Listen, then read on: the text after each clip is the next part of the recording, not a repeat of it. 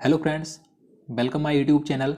तो जैसे कि दोस्तों आप सभी को मालूम होगा, अभी हाल ही में 7 उच्च न्यायालयों के मुख्य न्यायाधीश नियुक्त किए गए हैं। तो आज के इस वीडियो में हम उन्हीं को देखेंगे और देखिए इसके साथ ही उच्च न्यायालय से संबंधित कुछ महत्वपूर्ण प्रश्न भी देखेंगे जो अधिकांश एग्जाम में पूछे जाते हैं। तो सबसे पहले हम उन प्रश्नों को देखेंगे, उसके बाद उन 7 उच्च न्यायालयों के मुख्य न्यायाधीशों को देखेंगे। तो वीडियो को पूरा देखते रहिए और वीडियो के लास्ट में आपसे एक क्वेश्चन भी पूछा जाएगा। तो चलिए आज का वीडियो शुरू करते हैं।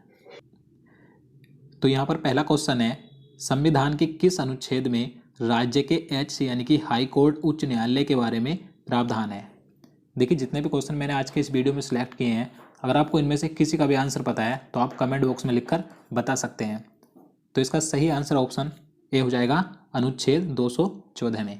देखिए आर्टिकल 214 के अनुसार प्रत्येक राज्य का एक उच्च न्यायालय होगा या दो से अधिक राज्यों का एक ही उच्च न्यायालय हो सकता है। तो आपको याद रखना है। और देखिए अनुच्छेद 214 से 237 तक राज्य की न्यायपालिका का उल्लेख है, तो आपको याद रखना है। चलिए नेक्स्ट क्वेश्चन देखते हैं। उच्च न्यायालय यानी कि हाई कोर्ट के क्षेत्राधिकार को घटाने या बढ़ाने का अधिकार किसके पास है। तो इसका सही आंसर ऑप्शन बी हो जाएगा, संसद के पास। देखिए भारतीय संसद ही हाई कोर्ट के क्षेत्राधिकार को घटाया बढ़ा सकती है, तो आपको याद रखना है। देखिए जैसे कि मैंने आपको बताया था, आर्टिकल 214 के अनुसार प्रत्येक राज्य का एक उच्च न्यायालय होगा, लेकिन दो से अधिक राज्यों का एक ही उच्च न्यायालय हो सकता है। तो इस प्रकार के जो क्षेत्राधिकार है उसे सिर्फ घटाया बढ़ा संसद ही सकती है, तो आप इसे याद रखिएगा। चलिए अगला क्वेश्चन देखते हैं। वर्तमान में भारत में कितने हाई कोर्ट यानी कि उच्च न्यायालय हैं। देखिए ये क्वेश्चन मैंने आपको पहले ही कई बार करवा दिया है, तो आप सभी को इसका आंसर पहले से ही पता होगा।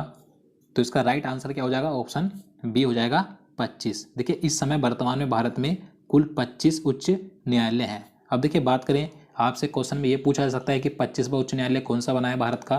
तो आंध्र प्रदेश राज्य का 25वां उच्च न्यायालय बना है। कब बना है, तो 1 जनवरी 2019 को बना है। देखिए 1 जनवरी 2019 से पहले आंध्र प्रदेश और तेलंगाना राज्य का एक ही उच्च न्यायालय हुआ करता था, हैदराबाद उच्च न्यायालय। लेकिन अब आंध्र प्रदेश राज्य का उच्च न्यायालय अलग हो गया है और तेलंगाना का अलग हो गया है। तो आपको याद रखना है, नया उच्च न्यायालय जो है 25वां कौन सा है, आंध्र प्रदेश उच्च न्यायालय। कहाँ पर बना है, अमरावती में, 1 जनवरी 2019 को। चलिए नेक्स्ट क्वेश्चन देखते हैं। उच्च न्यायालय के मुख्य न्यायाधीश की नियुक्ति कौन करता है। सही आंसर ऑप्शन ए हो जाएगा, राष्ट्रपति। देखिए भारत के राष्ट्रपति के द्वारा ही किसी भी उच्च न्यायालय के मुख्य न्यायाधीश और अन्य न्यायाधीशों की नियुक्ति की जाती है, आर्टिकल 217 के अनुसार। आपको याद रखना है। अब देखिए आपसे ये भी पूछा जा सकता है कि जो राष्ट्रपति है ये उच्च न्यायालय के मुख्य न्यायाधीशों या अन्य न्यायाधीशों की नियुक्ति किसके परामर्श पर करता है। तो देखिए जो सर्वोच्च न्यायालय का मुख्य न्यायाधीश होता है और जो संबंधित राज्य का राज्यपाल होता है, तो इनकी परामर्श से ही उच्च न्यायालय के न्यायाधीशों की नियुक्ति राष्ट्रपति के द्वारा की जाती है। तो आप इसे याद रखिएगा। अब देखिए यहाँ पर बात करें कि नियुक्ति तो राष्ट्रपति करता है, लेकिन जो शपथ दिलाता है कौन दिलाता है, तो शपथ राज्यपाल दिलाता है। तो आप इसे याद रखिएगा। चलिए नेक्स्ट क्वेश्चन देखते हैं। क्वेश्चन नंबर 5 है, किस संविधान संशोधन अधिनियम द्वारा सेवानिवृत्ति की आयु 60 से 62 वर्ष कर दी गई है। देखिए इस क्वेश्चन में बताना है कि जो उच्च न्यायालय के न्यायाधीश होते हैं उनकी जो सेवानिवृत्ति की आयु होती है यानी कि रिटायरमेंट की आयु, वो 60 वर्ष से बढ़ाकर 62 वर्ष कब कर दी गई थी, यानी कि किस संविधान संशोधन के द्वारा की गई थी। तो इसका आंसर ऑप्शन भी हो जाएगा, 15वें संविधान संशोधन के द्वारा की गई थी। अब देखिए 15वां संविधान संशोधन कब किया गया था, तो 1963 में किया गया था। तो आपको याद रखना है, जो उच्च न्यायालय के न्यायाधीशों की सेवानिवृत्ति की आयु 60 वर्ष से बढ़ाकर 62 वर्ष की गई थी, 15वें संविधान संशोधन के द्वारा की गई थी 1963 में। चलिए अगला क्वेश्चन देखते हैं। उच्च न्यायालय के न्यायाधीशों की सेवानिवृत्ति आयु कितनी होती है। तो ये मैंने इससे पहले क्वेश्चन में बता दिया है, उच्च न्यायालय के न्यायाधीशों की सेवानिवृत्ति आयु कितनी होती है, 62 वर्ष होती है। तो इसका आंसर ऑप्शन बी हो जाएगा, 62 वर्ष। अब देखिए बात करें, जो एससी होता है यानी कि सुप्रीम कोर्ट होता है, सर्वोच्च न्यायालय होता है, तो उसके मुख्य न्यायाधीश की आयु, सेवानिवृत्ति की आयु कितनी होती है, तो 65 वर्ष होती है। तो आप इसे भी याद रखिएगा। चलिए नेक्स्ट क्वेश्चन देखते हैं। उच्च न्यायालय का मुख्य न्यायाधीश त्यागपत्र किसे देता है। तो इसका सही आंसर ऑप्शन ए हो जाएगा, राष्ट्रपति को। देखिए राष्ट्रपति के द्वारा ही उच्च न्यायालय के मुख्य न्यायाधीश की नियुक्ति की जाती है और त्यागपत्र भी राष्ट्रपति को ही दिया जाता है और शपथ राज्यपाल दिलाता है। चलिए अगला क्वेश्चन देखते हैं। भारत में पहली बार मुंबई, कोलकाता और मद्रास उच्च न्यायालय की स्थापना कब की गई थी। तो इसका सही आंसर ऑप्शन ए हो जाएगा 1862 में। देखिए अगर हम बात करें, अगर आपसे पूछा जाए कि भारत में पहली बार किस उच्च न्यायालय की स्थापना की गई थी, तो आपको याद रखना है मुंबई, जिसे पहले बॉम्बे के नाम से जाना जाता था, कोलकाता और मद्रास, इन तीनों उच्च न्यायालयों की स्थापना सन 1862 में की गई थी भारत में पहली बार। अब देखिए यहाँ पर बात करें 1866 की, तो देखिए 1866 में इलाहाबाद उच्च न्यायालय की स्थापना की गई थी। यहाँ पर बात करें 1966 की, तो देखिए 1966 में दिल्ली उच्च न्यायालय की स्थापना की गई थी और 1960 में गुजरात उच्च न्यायालय की स्थापना की गई थी। तो आपको सभी याद रखना है। चलिए अगला क्वेश्चन देखते हैं। उच्च न्यायालय के मुख्य न्यायाधीश का वर्तमान में वेतनमान प्रतिमाह कितना है?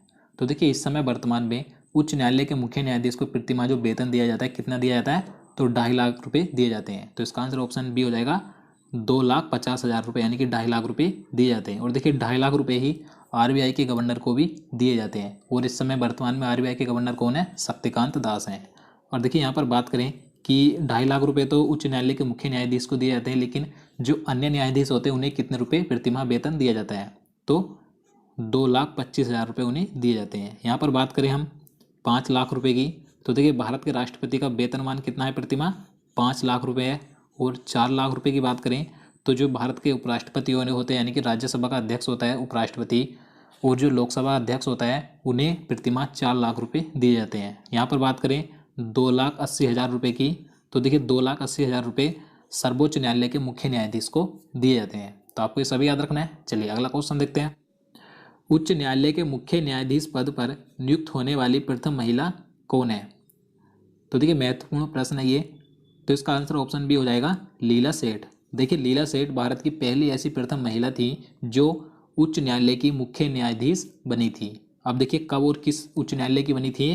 तो सन 1991 में हिमाचल प्रदेश उच्च न्यायालय की ये मुख्य न्यायाधीश बनी थी। तो आपको इनका नाम याद रखना है। देखिए इससे पहले ये दिल्ली उच्च न्यायालय की महिला न्यायाधीश भी रह चुकी थी। लेकिन यहाँ पर बात करें हम सरोजिनी नायडू की, तो आप सभी को मालूम होगा, मैंने आपको कई बार बताया है, सरोजिनी नायडू भारत की पहली महिला राज्यपाल थी उत्तर प्रदेश राज्य की। यहाँ पर बात करें फातिमा बीबी की, तो देखिए इनका नाम भी महत्वपूर्ण है। फातिमा बीबी उच्चतम न्यायालय की पहली महिला न्यायाधीश थी। चलिए नेक्स्ट क्वेश्चन देखते हैं। भारत के प्रथम सर्वोच्च न्यायालय के मुख्य न्यायाधीश कौन थे? तो देखिए यहाँ पर बात हो रही है अब सर्वोच्च न्यायालय की, यानी कि सुप्रीम कोर्ट की। तो सुप्रीम कोर्ट के प्रथम मुख्य न्यायाधीश कौन थे? तो एच.जे. कनिया। तो इसका आंसर ऑप्शन सी हो जाएगा एच.जे. कनिया। आपको इनका नाम याद रखना है। अब देखिए यहाँ पर बात करें कि वर्तमान में सुप्रीम कोर्ट के मुख्य न्यायाधीश कौन है? तो रंजन गोगोई है। और देखिए ये 46वें नंबर के मुख्य न्यायाधीश हैं। और देखिए ये इसी महीने में, यानी कि 17 अक्टूबर 2019 को रिटायर भी हो रहे हैं। तो आप याद रखिएगा। चलिए दोस्तों अब 7 उच्च न्यायालयों के मुख्य न्यायाधीश देख लेते हैं जो अभी हाल ही में नियुक्त किए गए हैं। देखिए यहाँ पर सबसे पहले बात करें पंजाब और हरियाणा हाई कोर्ट के मुख्य न्यायाधीश कौन बने हैं? तो न्यायमूर्ति रविशंकर झा। ये पंजाब और हरियाणा के उच्च न्यायालय के मुख्य न्यायाधीश बने हैं। बात करें गुवाहाटी उच्च न्यायालय की, तो इसके मुख्य न्यायाधीश बने हैं अजय लांबा। नेक्स्ट है राजस्थान उच्च न्यायालय के, तो राजस्थान उच्च न्यायालय के बने हैं इंद्रजीत महंती। अगला है केरल उच्च न्यायालय, तो केरल उच्च न्यायालय के मुख्य न्यायाधीश बने हैं ए मनी कुमार। तो आपको ये चारों उच्च न्यायालय याद रखने में आपको एक बार फिर से बता देता हूँ। पंजाब और हरियाणा उच्च न्यायालय के रविशंकर झा, गुवाहाटी के अजय लांबा, राजस्थान के इंद्रजीत महंती और केरल के ए मनी कुमार। चलिए आगे देखते हैं। हिमाचल प्रदेश उच्च न्यायालय, देखिए हिमाचल प्रदेश उच्च न्यायालय के मुख्य न्यायाधीश बने हैं लिंगप्पा नारायण स्वामी। अगला है आंध्र प्रदेश उच्च न्यायालय, आंध्र प्रदेश उच्च न्यायालय के बने हैं जे.के. माहेश्वरी। नेक्स्ट है सिक्किम हाई कोर्ट, यानी कि सिक्किम उच्च न्यायालय के मुख्य न्यायाधीश बने हैं ए.के. गौस्वामी। तो आपको तीनों याद रखने हैं, एक बार और देख लेते हैं। हिमाचल प्रदेश के लिंगप्पा नारायण स्वामी, आंध्र प्रदेश के जे.के. माहेश्वरी और सिक्किम के ए.के. गौस्वामी। तो चलिए दोस्तों अब आज का क्वेश्चन देख लेते हैं जिसका आंसर आपको कमेंट बॉक्स में लिखकर बताना है। हाल ही में रेल मंत्रालय द्वारा जारी स्वच्छता सर्वेक्षण के अनुसार किस रेलवे स्टेशन को देश का सबसे स्वच्छ रेलवे स्टेशन का दर्जा दिया गया है?